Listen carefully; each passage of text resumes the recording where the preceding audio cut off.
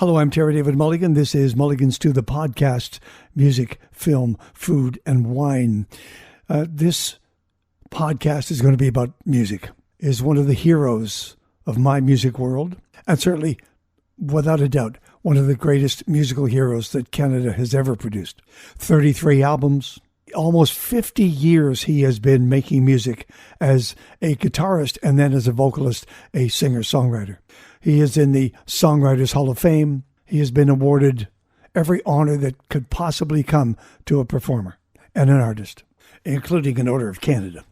His latest album was called Bone on Bone, and that's where we caught up with Bruce Cockburn. Bruce and I have talked many times over the years, usually backstage. And interestingly, he was open enough to talk about his Christianity. He when he declared that he was a Christian, he kind of got fed up after a while with the thing of being a Christian, although he does believe in the divine. Some of the tracks on this album caught my attention. Jesus Train, 12 Gates to the City, very spiritually inclined. And it's helped by the fact that Colin Linden is the producer and is in the studio with him, along with a great rhythm section, perhaps the best one in Canada, perhaps the best one in the game period, Gary Craig and John Diamond. One of the songs that caught my attention was Al Purdy. In this interview, Bruce Cockburn declares that Al Purdy is one of Canada's greatest poets. And this song, the Al Purdy song, was the one that started him in motion. He had gotten hung up for 3 years writing his memoirs and didn't write a song for himself in that period and didn't know he was going to get back to it. And it was the Al Purdy song that set things in motion. If you didn't already know it, Bruce married a woman from San Francisco and has an amazing child that he's had such fun with. But he's living in San Francisco with all of that social unrest going on. Of course, we both talked about Trump. He said there's nothing specific in this album about Trump and the political climate in the States. It's just that it's the atmosphere within the songs.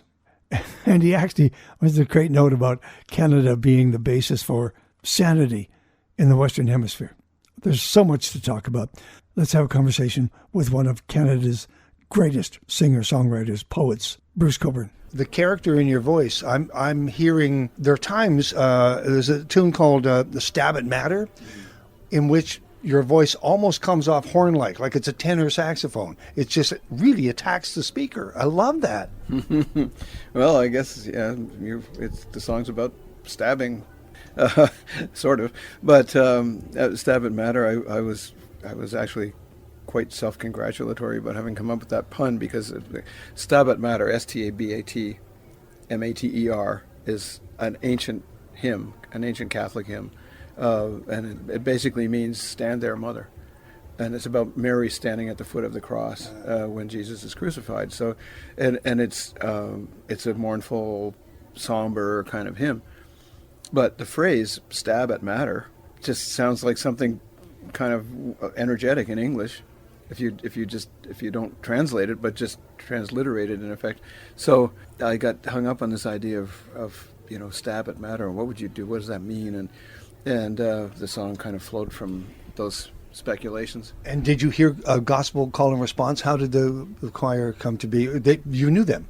Well, yeah, I've been going to this church in San Francisco called San Francisco Lighthouse Church, and it's a small. It calls itself a Pentecostal church, and I suppose in some respect it is. I mean, nobody's handling snakes and stuff like that, but it's definitely into the charismatic aspect of worship, but it's so free and so voluntary. I don't think I've ever been at a church where I felt that everybody there is there because they chose to be. No one is there just because they have the habit of going to church, or because they grew up that way, or because of whatever. Everyone has chosen to be at that church, when they go. Maybe there's probably 200 people in the congregation on a good day if they all turn out. But the pastor is a fantastic guy named Jeff Garner. He's an incredibly deep understanding of theology and also of what it is to be a human being. He's not an old guy. He's probably in his 30s, maybe his 40s by now, but very gifted, and and there's great music there. My wife started going there. MJ got, because of the death of a friend of ours a couple of years back, she began to get very interested in the meaning of life, quote unquote. So that that quest for understanding took her toward Christianity. She'd grown up Catholic and rejected it because it was not a good way to grow up, but I know quite a few people who are involved in Christian worship in various ways, but several of them are pastors.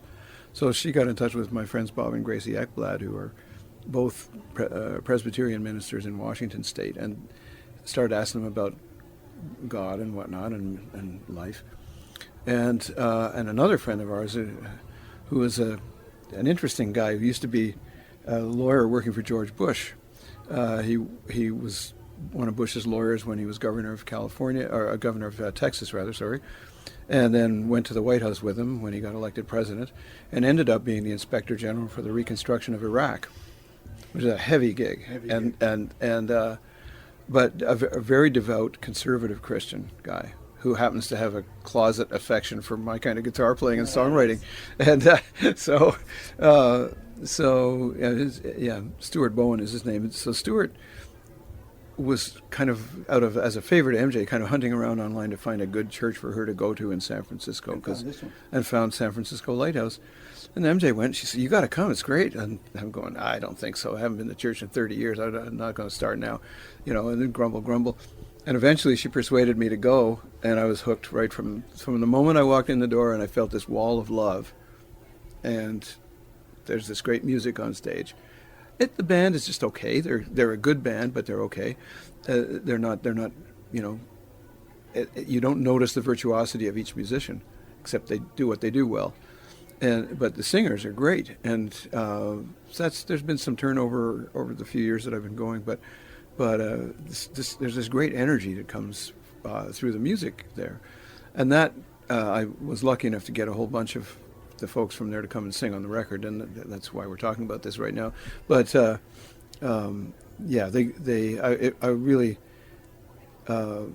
got to sit in with the band a few times, and really enjoyed that, and I really wanted to have them on the record because I like them and because I feel like we're all part of the family, et cetera, et cetera. So so there they are, and they're individual people. I mean, there's no official choir.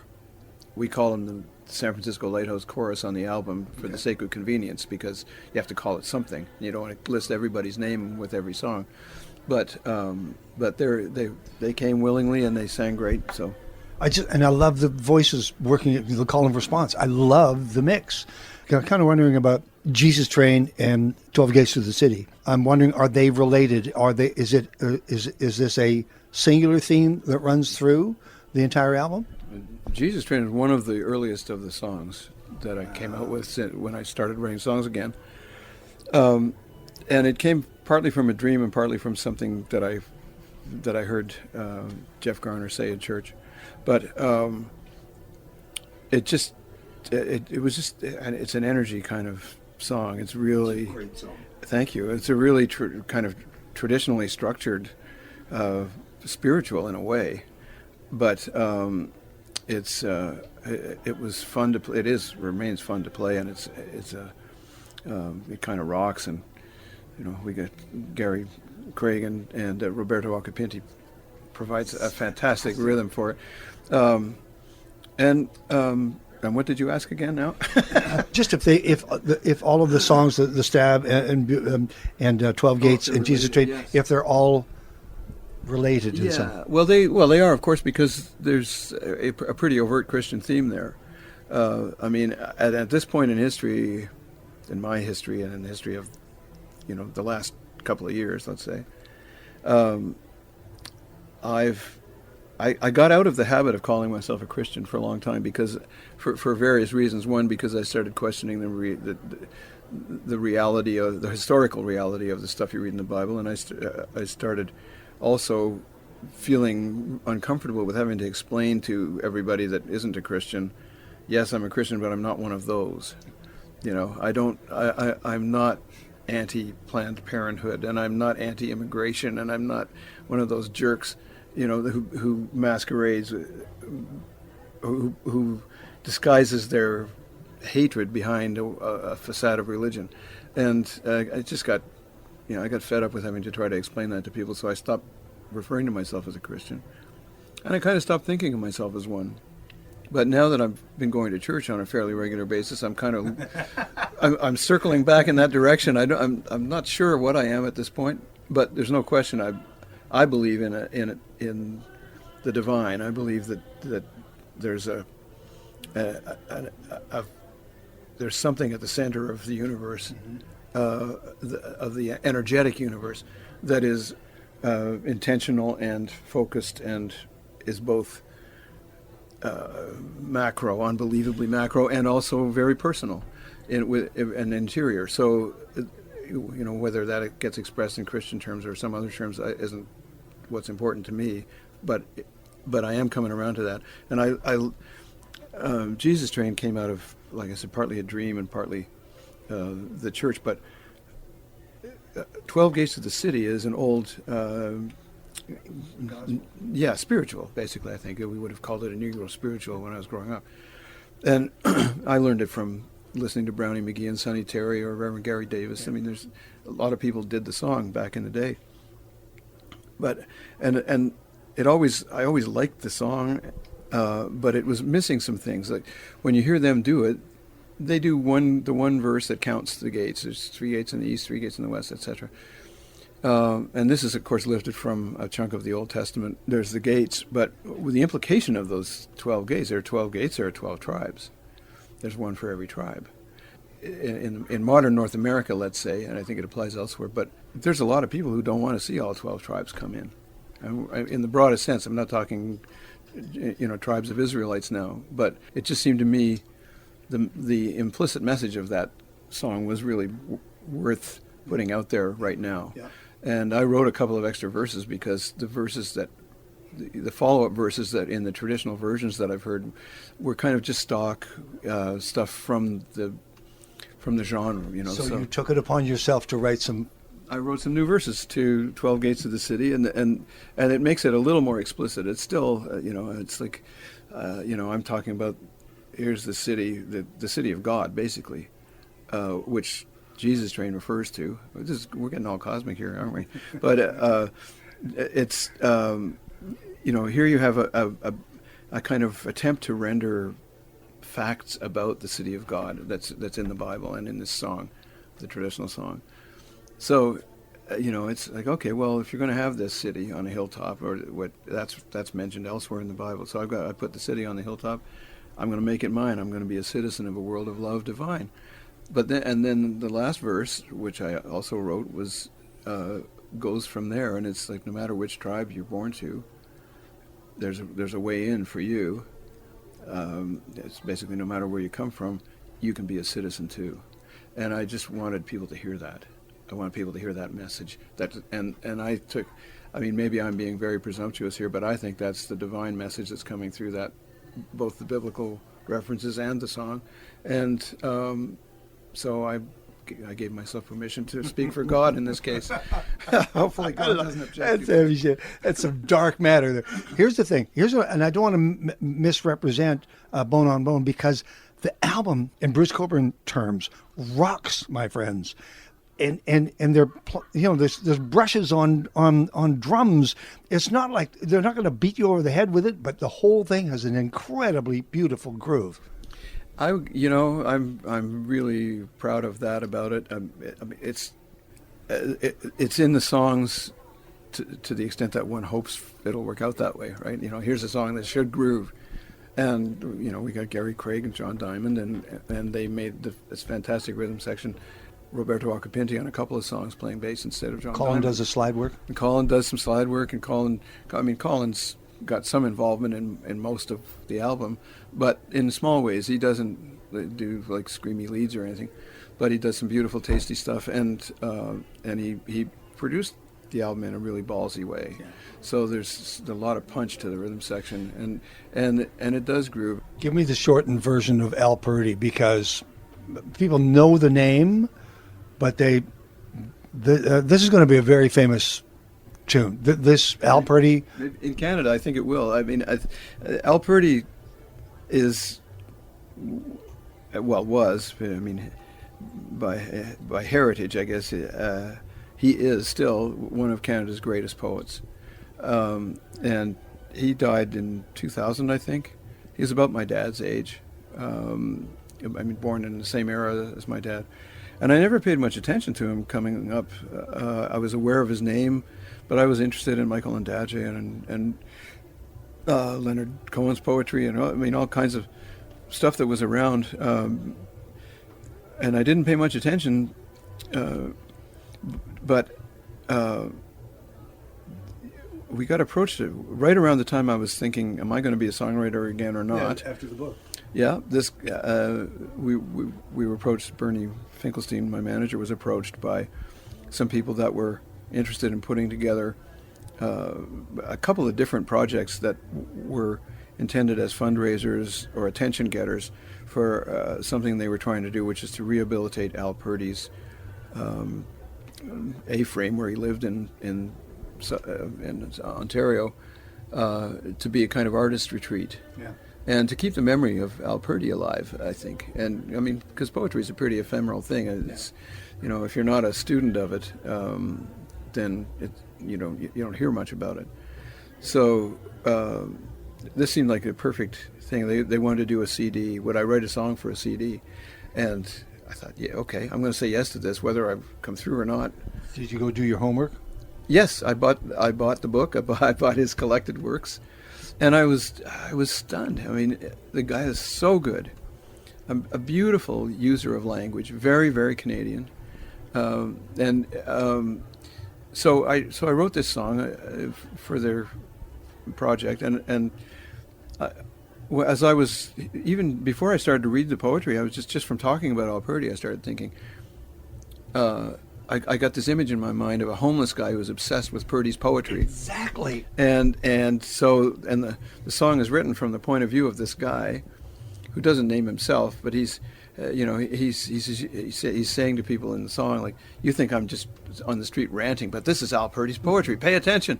And the chorus is like, I'll give you 3 Al Purdys for a $20 bill. Yeah. And it worked. I just really liked that whole image, and so the song flowed from that, and it was a great. It gave me a real incentive to kind of get off my butt and get the writing going. And that was the first song. It was the first song that I wrote that's actually on the album. There's another one that I co-wrote with Bonnie Raitt, which didn't quite work out. I mean, it's actually an okay song, and we recorded it, but in the end, we opted to leave it off the album for now. I mean, it might appear on some future collection, or maybe it'll get rewritten and appear as itself in some other album. But so basically, from what the things you hear on the album, 3 Al Purdys is the one that started it all. All right, states I'm in. I just want to ask you about this. States I'm in can refer to the states that you're in the United States of America. It can be a mental state of mind. That song, and 40 Years in the Wilderness, is written, I'm wondering which one was affected most by the political climate and Mr. Trump in the United States, because all of these were written while this whole gong show was going on. You know, the only song that really makes any reference to that stuff overtly is Cafe Society, which talks about the flapping lips of flatulence. Bellow, vote for me, you know, and of course that's what that was. But it's, it's not a. I think that the album reflects, and certainly States I'm in, reflects the social conditions in which I find myself, and living in the States. I mean, I remember when I lived in the States for a couple of years in the 60s going to music school, and I came away thinking this is a completely insane place, and I didn't like it. And now, I've been living there a lot longer now. I've been in San Francisco for 8 years, and I can't say I don't like it. And over the many years, I've got so many friends, and I've had so many good experiences in the U.S. that I love it. But it's completely insane. I mentioned in the workshop we did this afternoon, we're here in Canada. This Canada is the island of sanity in the Western Hemisphere. Like it or not, I mean, look around as you see all the things that are wrong with Canada, and you think, holy, that's not like let that not be true. Surely there's some place where things are better, but there isn't, and the States here isn't it. Now, that said, like I said, I love the place. I love a lot of people. I want it to work just as much as if I were a citizen there, and eventually I will be a citizen there, I guess, unless they decide I'm not. But the there's no mistaking that fact. It just stares you in the face every time you turn around, every time you walk down the street and there's a homeless guy taking a dump on the sidewalk, or every time the police shoot somebody else, or it just goes on and on and on and on. And the good thing about it is that people really pay attention to these problems. They have differing opinions about how to deal with them, of course, and that's part of the problem. It's not the difference that's part of the problem. It's the way they express those differences that is part of the problem. But because the place is so polarized, but people recognize that there are problems, and nothing is swept under the rug. Yeah. So, and that's an asset for sure. It is. That means that it always has the potential to fix itself. Yeah. The problem is, I lived there, 50 years ago? And it was just as screwed up as it is now, and it hasn't. There's different things that show now that didn't show as much then. Different issues that seem dominant, but anyway, I'm saying this because there's not really songs on the album that address these things specifically. It's just kind of an atmosphere in which the songs have been written. The States I'm in expresses that atmosphere. Cafe Society expresses it. Various other songs, it's I don't know. I feel I don't want to write a song about Donald Trump. He gets enough attention. I don't think he's worth my time. Honestly, he's despicable, and I'm not going to waste my creative energy writing a song about him. But the people that support him are not necessarily despicable at all. So the people that surround him, I think, are.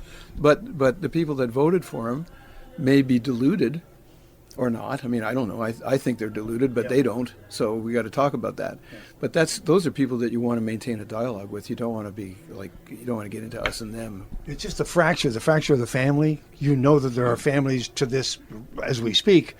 One half of the family is a Trump supporters, and the other half is not, and it splits the family, splits couples, mums, everything. It's an entire clean break. You either are or you aren't. There's very few gray. Yeah, well, I would call it a messy break, but it's certainly a break. Yeah. It's messy because it's created this a gulf across which it's very hard to get messages and hard to appreciate other people's point of view. I think, okay, well, if I were a Midwestern farmer, let's say, or a Midwestern mine worker, or whatever, whatever industry you want to pick. I can see the appeal of I can see if you buy the reality of what's presented, then I can see the appeal very clearly. So of course, we're going to do this for you and we're going to do that for you. But it's all lies. And the fact that the people are unwilling to see the lies for what they are is very distressing and makes it very hard for me and the powers that be that want to be even more powerful are very good at exploiting these tendencies that we have. So it's I don't think Trump's job is his real job, officially he's the president, but I think his real job is to fracture the place. Yeah. Is to destroy it.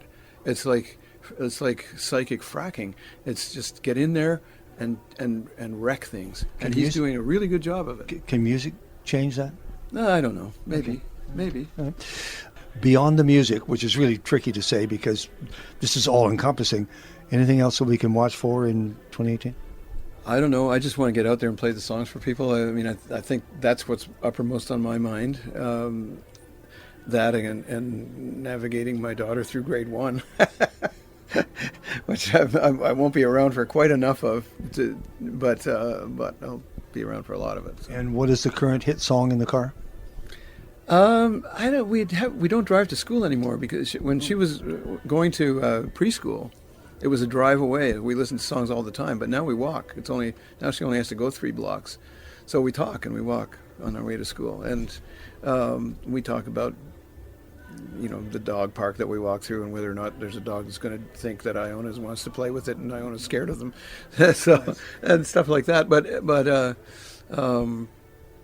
it's, she's going to school in French to a really good school.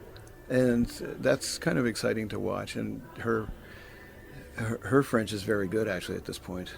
She just finished kindergarten, right? But she's not quite bilingual. It's but not pretty that close. you're not proud or anything that I can't tell from that thing. Here's the thing. 47 years ago, you started this career. You didn't even think of it as career at the time, I'm sure. 33 albums, 7 years since the last full length. You'll be 50 years in this career in 2020, which is amazing. And you get inducted into the Songwriters Hall of Fame. What's to do? Well, you mean what's left? What's left? I just watched Alexander the Great, the movie. It's a terrible movie, but it was interesting last night.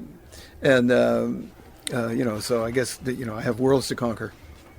But in terms of, actual plans that one can take seriously, I don't have any plans. I just want to be around for as much of my daughter's development as I can be, and I'd like to. There's a few things I'd like to do. I'd like to do another instrumental album. I'd like to do an album of covers, things that are intentions but may never come to pass. And I'd like to keep writing songs and keep doing what I do. Thank you. Congratulations. Thank you. Thank you. Our thanks to Bruce Cockburn, and thank you for the music. Bone on Bone is the latest album. Bruce Cockburn. There's a memoir. There's live albums, greatest hits. There's 33 albums in total. All right, coming up on Mulligan Stew, the podcast, Michael Franti live in Edmonton, Jen Grant at the same show, Joachim Cooder, the Brothers Landreth, all at the Edmonton Folk Music Festival. And down the road, we're going to have a conversation with Jan Arden. You can find Mulligan Stew, the podcast, on Spotify, Google Play Music, and Apple Podcasts. When you get there, please subscribe. Your partnership with us makes all the difference in the world. Thank you for listening.